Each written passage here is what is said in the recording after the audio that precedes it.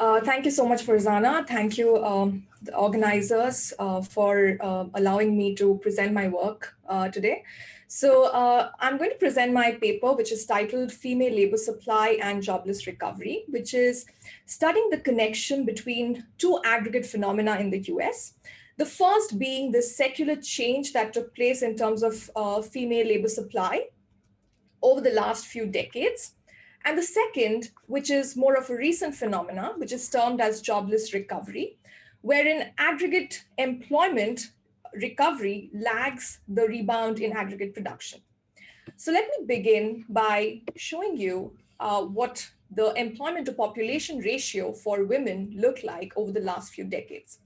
So as you can see that there is a strong upward trend that in female employment to population ratio that lasts till around the late 1980s, post which there is a weakened trend, and then there is a subsequent leveling off in terms of employment to population ratio for women. Now let's look at the employment recoveries in the US over the last 5 recessions. So in this graph, I'm plotting the prime age employment to population ratio, deviations from the pre-recession peak, and each line corresponds to a particular recession. So if you can see that in the pre-1990 recessions, that is the 73 to 75 recession and the 81-82 recession, employment declines till the recession lasts. Let's take the 73-75 recession. So that lasted for around 2 years, and employment starts to recover immediately. However, post 1990, for every subsequent recession, even after the recession has been over, employment keeps, it stays either the same or keeps declining and starts to recover much later, and the recovery is slow. So this is what is termed as jobless recovery, which is something that has been observed post the 1990s. So why do I think that there could be some relationship between the graph that I showed in the previous slide and this one? Is because the timing of these events seem to coincide. So the trend started to weaken around the 1990s, and you see the emergence of jobless recovery also around the same time. But also, when I look at this graph separately for men and women, this picture emerges. So if you see here on the left panel, women were the ones who were showing brisk employment recoveries in the pre-1990 recessions, whereas men have always shown slow employment recoveries. Of course, the anomaly is the Great Recession, which was a big recession. So given these facts, I raise these questions in my paper. So does the weakened trend in female labor supply contribute to jobless recovery? And in order to analyze this question, I study which are the groups of women who were primarily responsible for the steep trend, and whether these are the same groups of women who were showing brisk employment recoveries prior to 1990 and are not doing so now. And then I study what are the underlying demographic factors that also changed around the same time that these groups of women were responding to. And finally, from what I learned from my paper, whether I can think about policies that can help stimulate employment during episodes of jobless recoveries now. So these are the questions in my paper, and this is how I go about answering these questions. So I start with the data. So I look at the current population survey, the March annual supplement data, and I look at different groups of women, and I look at which are the groups that drive the secular trend and which are the groups that change the employment recoveries.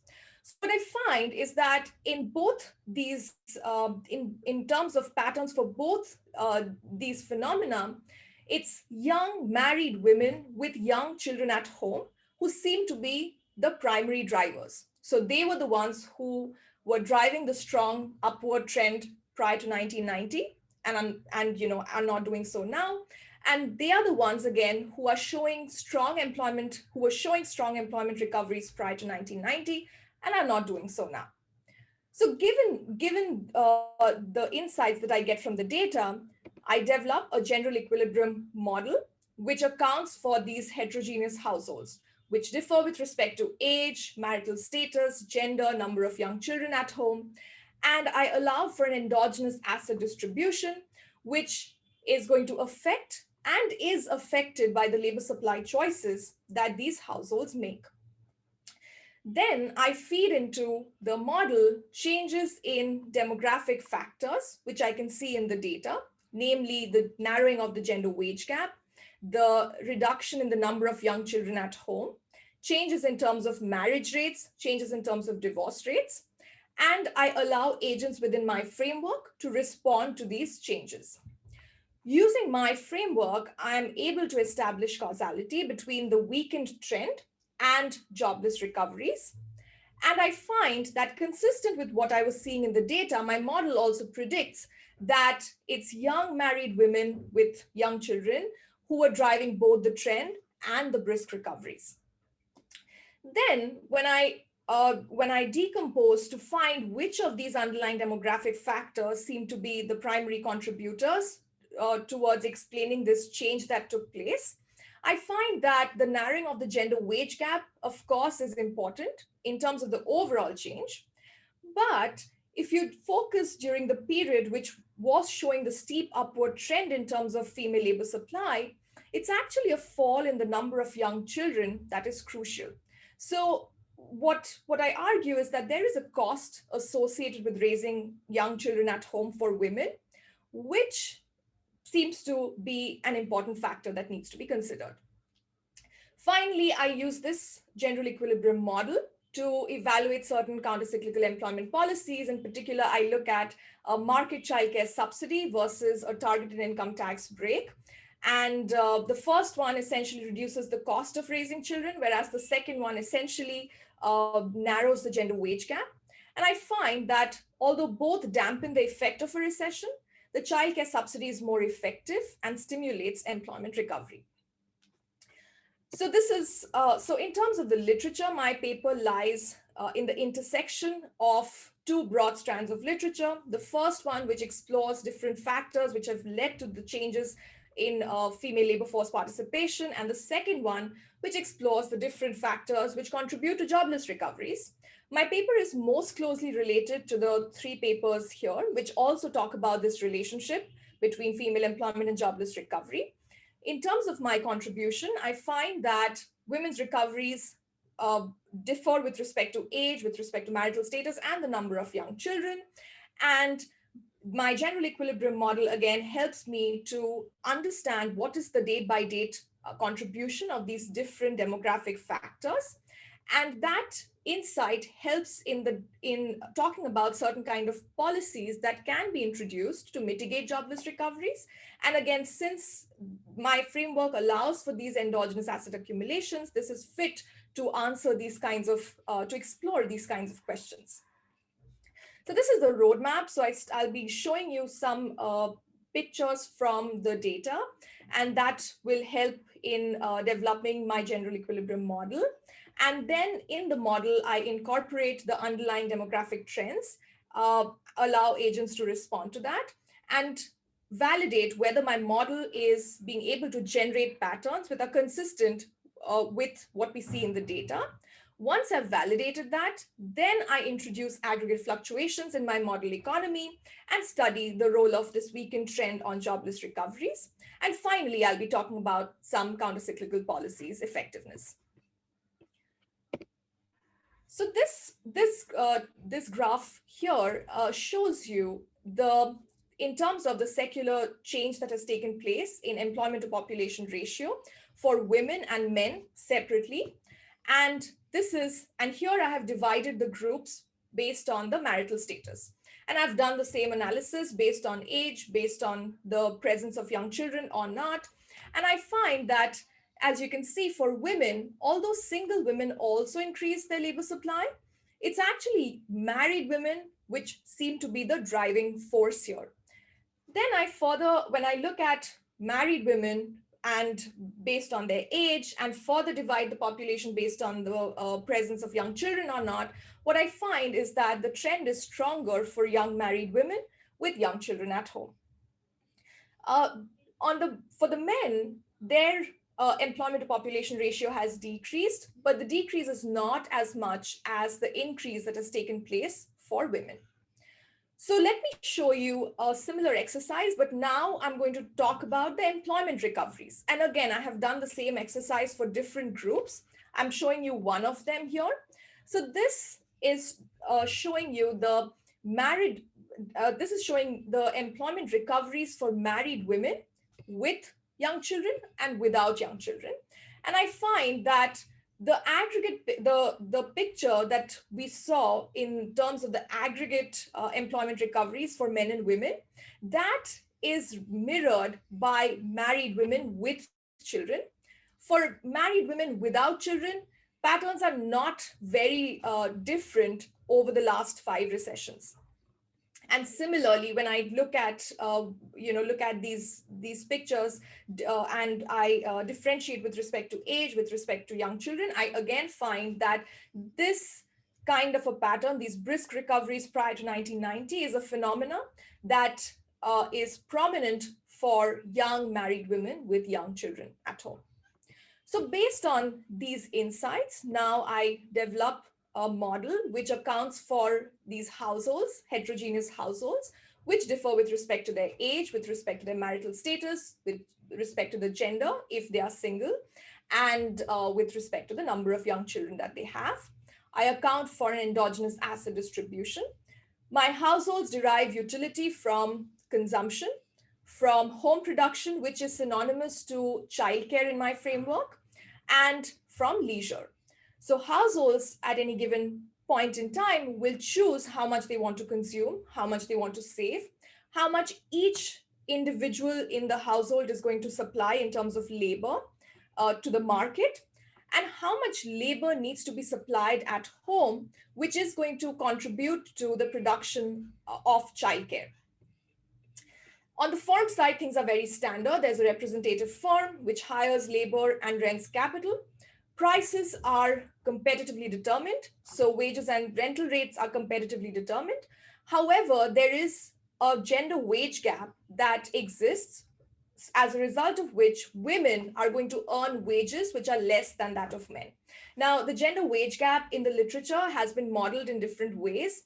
One way is to sort of introduce it through differences in productivity, which has reduced over time, and as a result, the wage gap has reduced over time.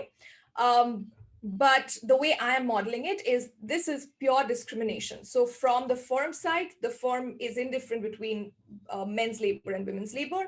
However, there's a discrimination that exists as a result of which women earn wages which are less than that of men.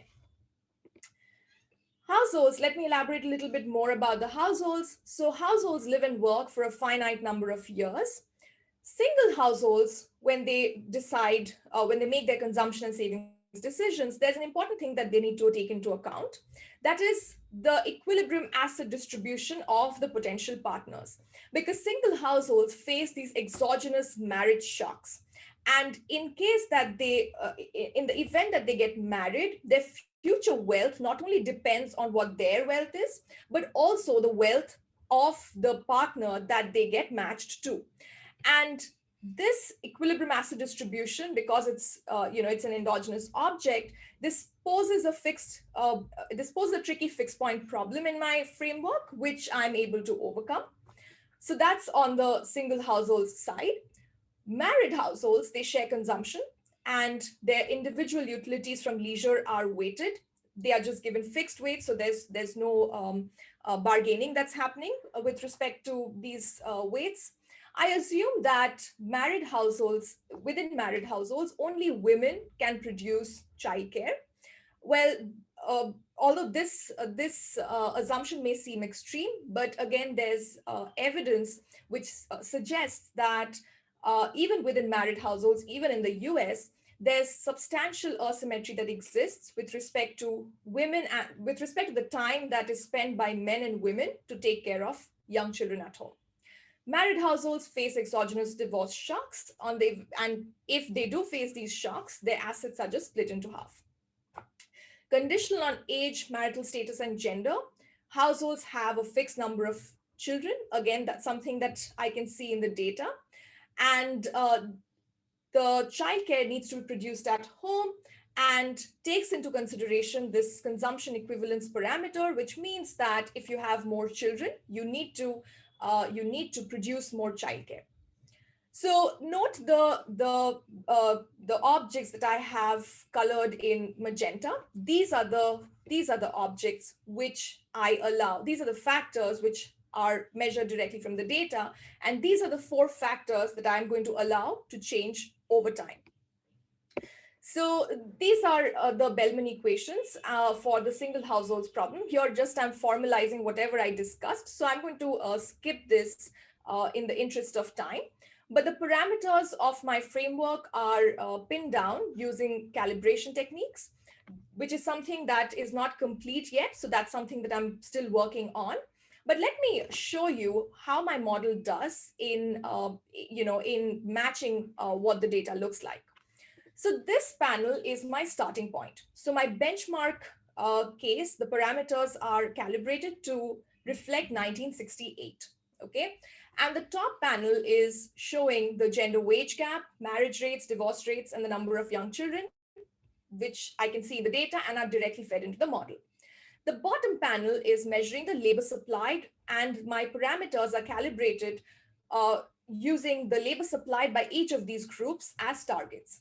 So the way that I have calculated the labor supplied in the data is I've looked at the average hours worked, which includes those who are not working at all. So that includes all those who have 0 hours worked, and divide that by the total available time.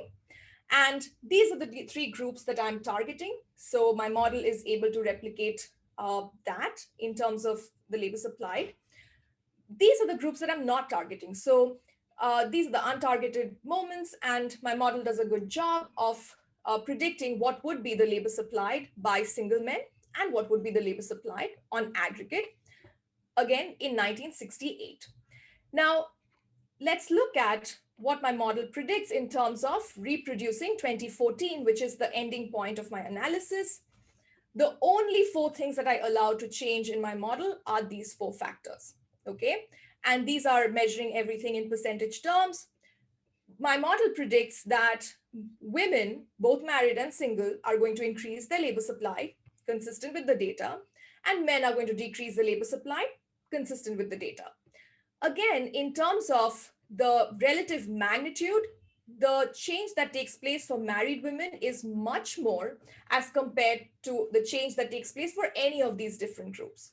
So my model is able to capture around 74% of the married female labor supply rise, and it succeeds in direction and relative magnitude for each of these different series. So this was just looking at snapshots on 1968 and 2014. Now let's look at what my model predicts with respect to the overall change that took place. So this graph is showing you the percentage change in average hours from 1968 for four different groups. And again, the dotted line is showing the model and what the model predicts, and the bold line is representing what the data shows. And again, as you can see that the change primarily took place for married women, not so much for the other groups. And consistent with the data, the model predicts that there's a strong upward trend, which lasts still around the early 1990s, and then there's a leveling off that takes place. Part of what I miss could be attributed to changes in home production technology or changes in preference. Again, these are factors which have been considered in the literature. I'm not modeling those changes explicitly, so that could explain some of the part that I miss. All right. So what's really going on in terms of the mechanism that's playing out? How are the households responding? So for married households, when there is a fall in the gender wage gap, women increase their labor supply and men reduce it. As the number of young children reduces in the household, then that allows women to substitute market work for childcare.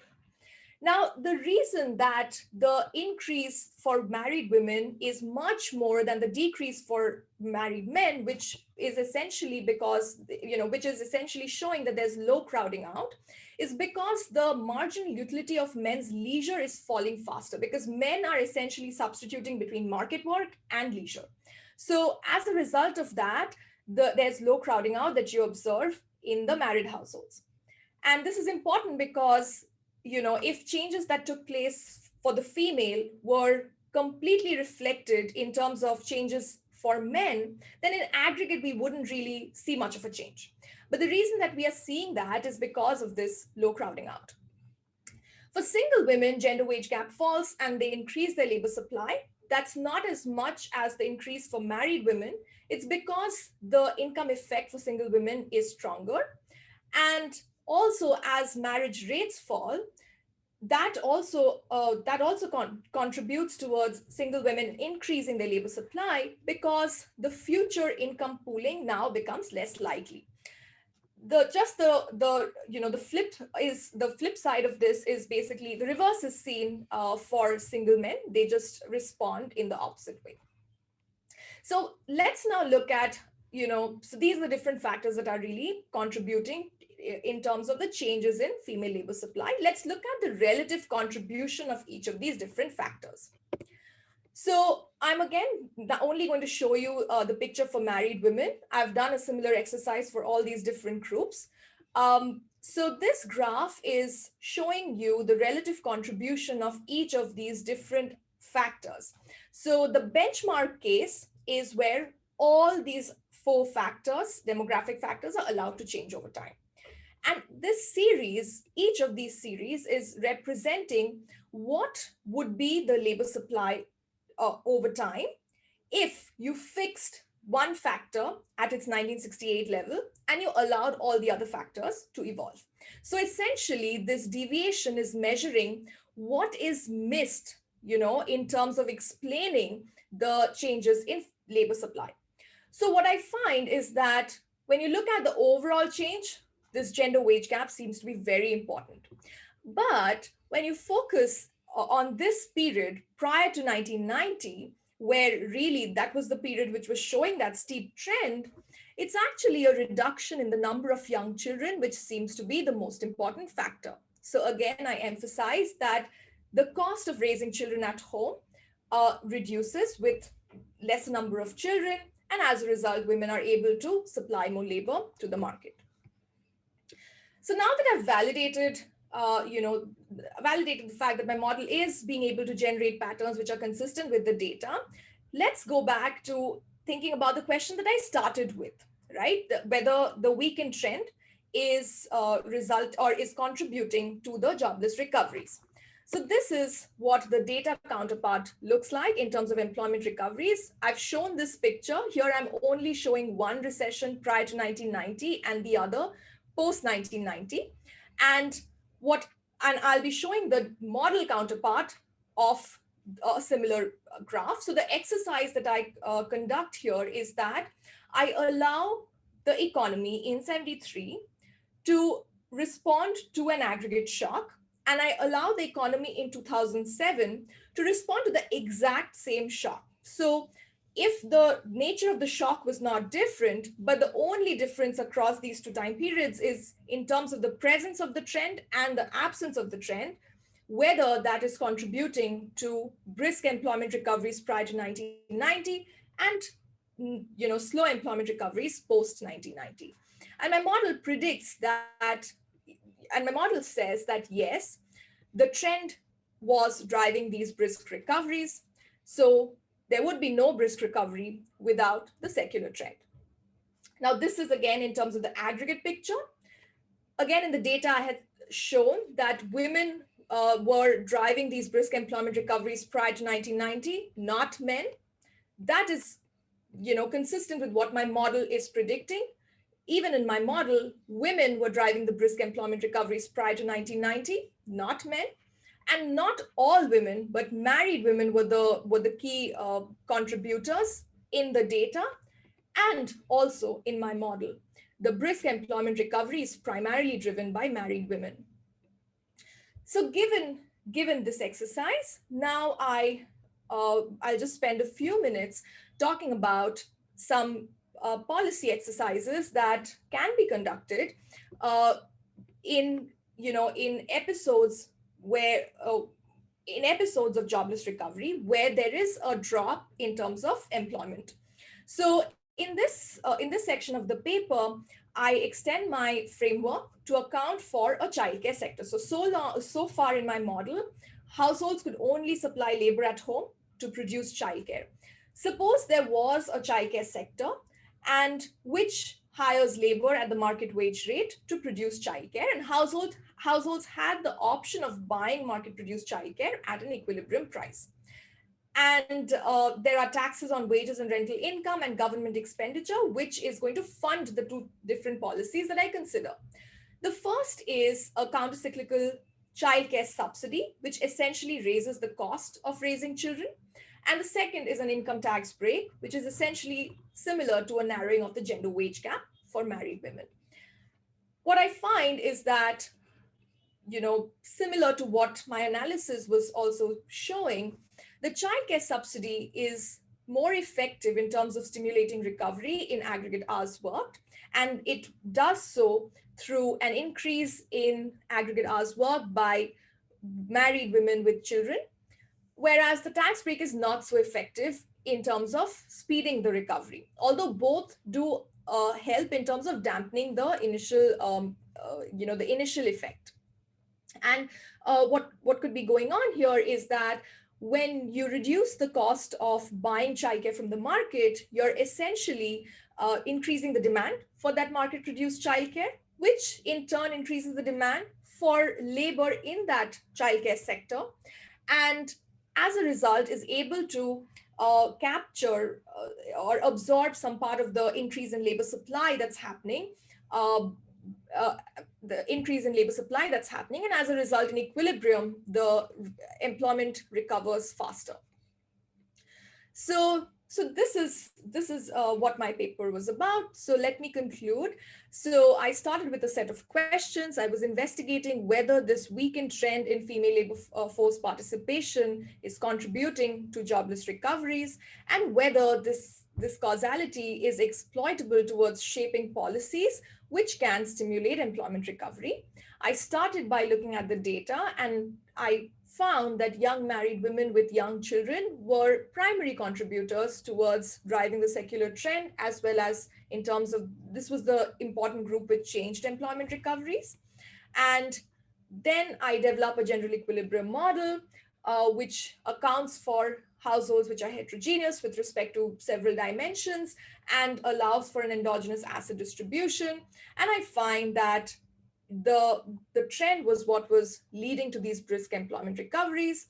And my model is consistent with what I see in the data in terms of the groups that drive both the trend and brisk recoveries.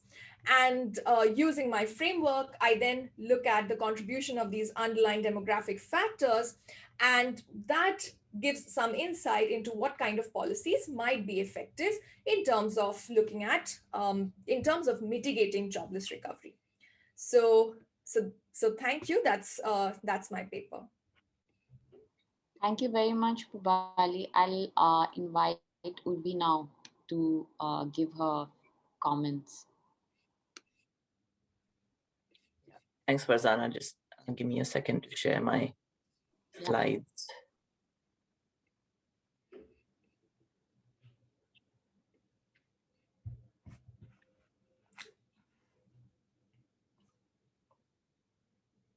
So you can see that and hear me okay?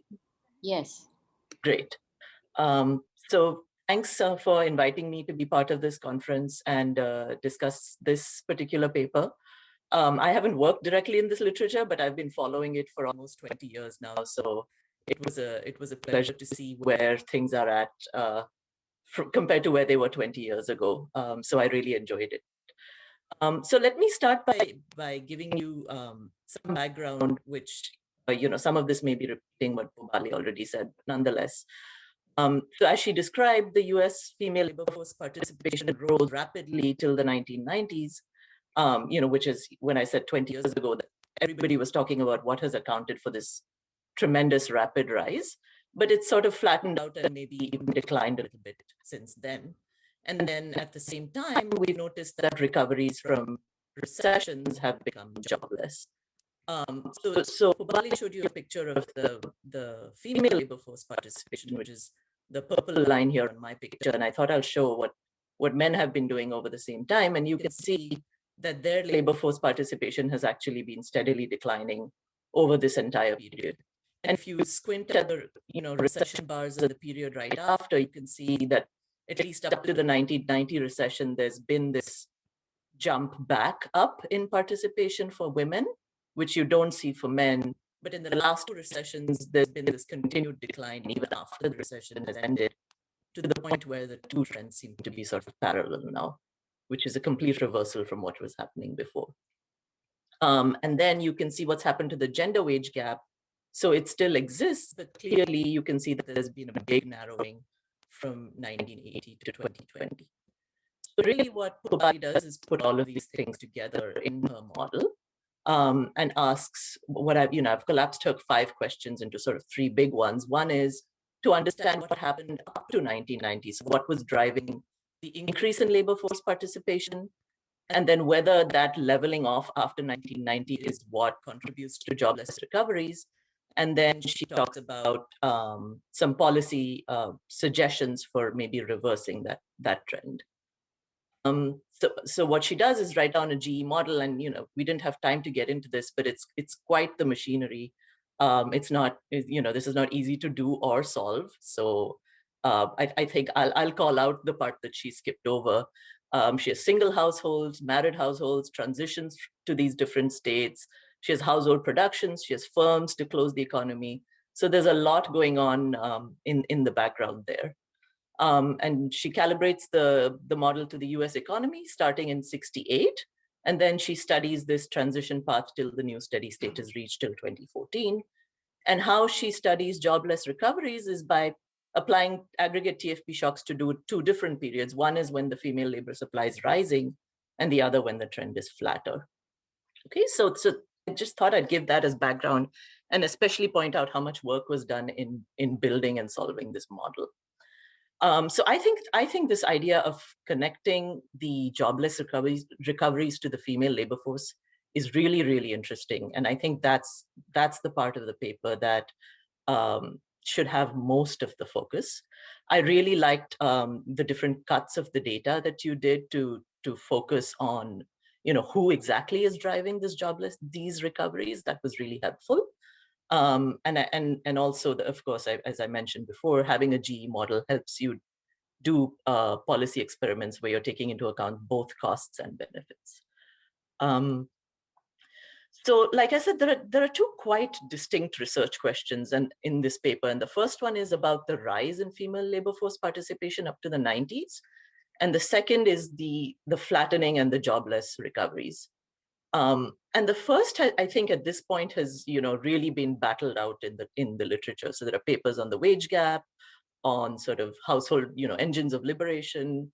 There's occupational choice, which you didn't talk about, but that I think is actually really important. So I've just put in a couple of JEL summaries by Blau and Khan that I think you should reference. And then if you are taking the marriage and divorce sort of explanation seriously, then I think we need to think about savings and borrowing and what actually happens to women after divorce. And I think there's a lot of work to show that they suffer a lot more financially. So this is a conditional statement. This is really, if you want to push the marriage and divorce stuff further, then maybe there's more you need to add to the model. But actually, I'm not going to suggest that you do that. So I'll come back to that in a second.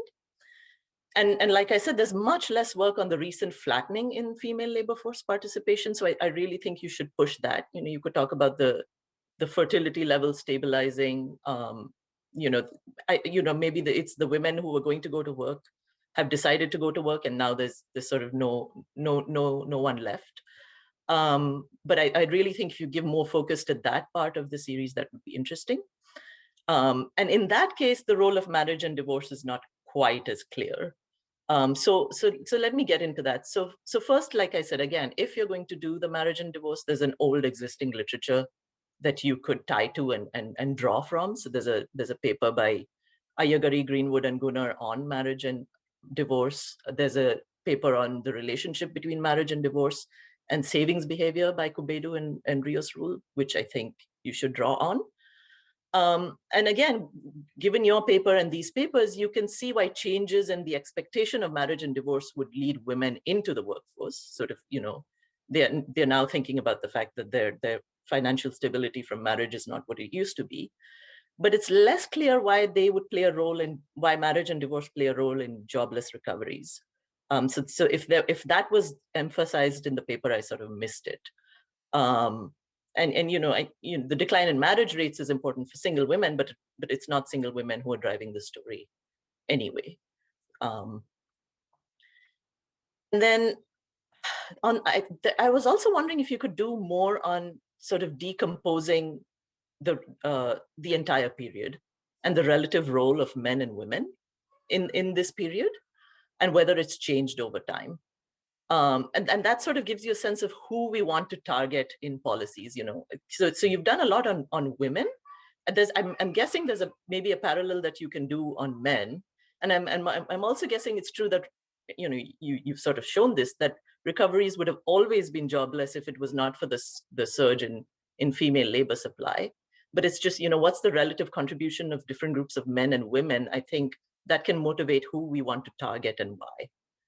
Because in some sense, if we care about jobless recoveries, it's sort of a problem. Your paper shows that it's a problem that would have been a lot worse had it not been for the surge in female labor force participation. So that's in some sense, it's an old problem that's getting highlighted only now.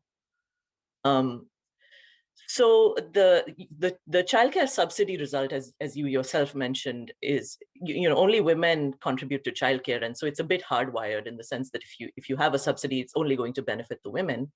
And I'm not disputing that. There's a recent paper by Alon and Michelle Turtilt and a couple of others, which shows this in the case of the most recent crisis and the pandemic, and the fact that women are the ones who left the labor force in droves. So it might be interesting for you to connect your work to that. My next 2 points are more really just about the motivation for the policy experiments that you chose. So one is, if you have differential taxation of men and women, that's not something you can do directly. I think would be politically infeasible, but it sort of happens indirectly through programs such as the EITC. So if you want to tie your policy experiments to something that exists in the US, I think you could look at that. And sort of one interesting question along those lines is it sort of poor women or rich women who've been driving the labor force participation behavior? And I think the taxation piece might work much better on one group of women who are much more sensitive to these changes than on the other. So it depends on sort of who entered the labor force and who's sort of leaving it or not coming in anymore. And then, this is sort of an almost philosophical question about who should we target for returning to the labor force. If let's say we care about jobless, we want to end jobless recoveries for whatever reason. I discussed the fact that it's really, you could argue that it's been men who've been driving it from the very beginning because of the secular decline in their labor force participation. And it's really, it's only become obvious because the women's behavior now more mimics what men have always been doing. And if it's really the case that it's the women who are making the investments in children, and you also care about the fact that early childhood investments in children are really important for, their future prospects, including their future labor force prospects, then who is it that you want to incentivize to return to the labor force? Because I think there's a trade-off between human capital investment in children and mothers returning to the labor force. Now, to the extent that childcare is a good substitute for that, there aren't any concerns, but it's just something that I wanted to think about, especially in the context of whether we should be targeting men or women. So I'll just end with the bottom line. I really liked your empirical motivation. Your model is quite the machine. But I would like to see, you've done the hard work. So now if you can sort of do the easier part of isolating the key mechanisms for the later questions that I think that are the more interesting ones, I think that would really make the paper an interesting sell. So thank you again, and I'll stop here. Thanks, Urvi. Pupali, do you want to respond first to Urvi and then we can take more questions? Yeah, so thank you so much, Urvi, for your comments. I think I mean they are very very helpful. So actually, I'll start with the last question that you raised with respect to who should we target, and this was something um, that I was also thinking about. That you're absolutely right that this would have existed. Men have been showing that slow employment recoveries would have existed had it not been because of this surge that took place for women. The approach that I took was more like, we don't know what's going on with respect to men. They have been reducing their employment over time, and particularly post the recessions, things have gotten slower for them also. But there's one big group that we know that they would be responsive to certain kinds of things which have happened overall. Can we make use of that to think about employment recoveries for this group particularly? So that was the approach that I took, although I think it's important to think about who should be the better group to sort of target. um, Also, in terms of the fact that I'm allowing only women to take care of children at home, so as a result, of course, the childcare subsidy allows them to increase their labor supply. The apart from the fact that, as I mentioned, that in the data you do see that kind of a symmetry, and that's also, you mentioned this recent paper by Matthias Dobke and co-authors, which have sort of highlighted that. But the you know I, my sense is that if I had allowed men also to supply labor at home, because of the fact that there are differences in terms of the returns that each of them would be earning in the market, in equilibrium also, I would find that it would affect women better, I mean more, as compared to men. um, it's just because, as you mentioned, this model was difficult to solve. That was that simplification was done so that I could just another choice variable that was reducing essentially. So that was my approach. And um, and I think in terms of the recent flattening, and that is something that I have also been thinking about, because so there have been some studies as to why women's just why has it flattened at all. And I think some of that also, the ones that I have read sort of compare the women's labor force participation as compared to some other European countries where you still see that rise. And there's, I think, the family friendly policy aspect is something that is sort of discussed in this context. So that sort of, again, I'm not directly catering to that at all, because, as the fertility becoming sort of the fertility becoming stable is sort of driving my results. So but I think that it's sort of it's consistent with what those studies show as well. And finally, in terms of the EITC, that's something that I actually had plans of sort of incorporating in the future, especially because that, as you mentioned, that kind of a tax break, I will not be able to directly model, but EITC will be able to allow me to do that. So that's something that I do plan on exploring in the future. So yeah, so that's my answer. But thank you so much once again. Uh, I don't see any questions in the chat box. Uh, yeah, but I had one question, and you can completely ignore it because I'm neither a macroeconomist nor a theorist.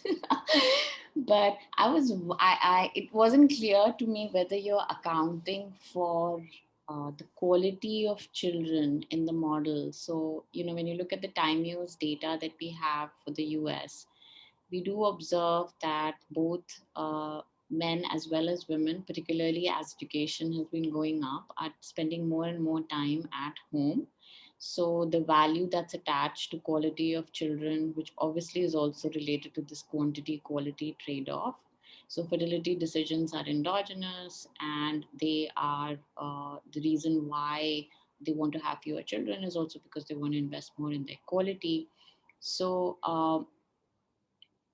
is that something that's being accounted for in the model, in the sense that when you think of childcare subsidies, and maybe that also goes back to the question that Uri was asking, what are these optimal policies that we want, and whether you would see a take up of this kind of a policy if if parents are really interested in devoting more time, because the returns they're getting from the investments in the quality of children is pretty high. Yeah, so in my model, actually, that's not something that I will be able to account for in the way that I have modeled the this childcare, or the way that households just derive utility from childcare. It's directly proportional to the number of children. So if you have more children, you have to spend more time at home to take care of these children. So